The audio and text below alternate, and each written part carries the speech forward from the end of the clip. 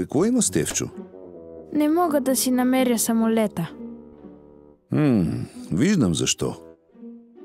Знаеш ли как можеш да си намираш нещата? Как? Като държиш стаята си чиста и подредена. Знаеш ли, че Йехова има място за всичките си неща? Например, планетите. Те постоянно се движат, но Йехова ги държи в орбитите им, за да не се сблъскат. Също и хората.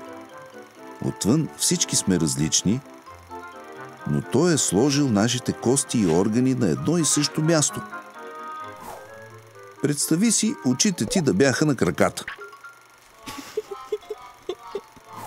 Йехова дори се грижи животните да са чисти. Виж тези риби. Те чистят хипопотама, а птиците им помагат. И аз искам да имам животни, които да ми помагат да подреждам. Аз също понякога. Но за това Йехова ни е дал ръце, с които да вдигаме нещата. Когато стаята ти е подредена, Йехова се радва. Пък и кой знае, като подредиш, може да си намериш самолета.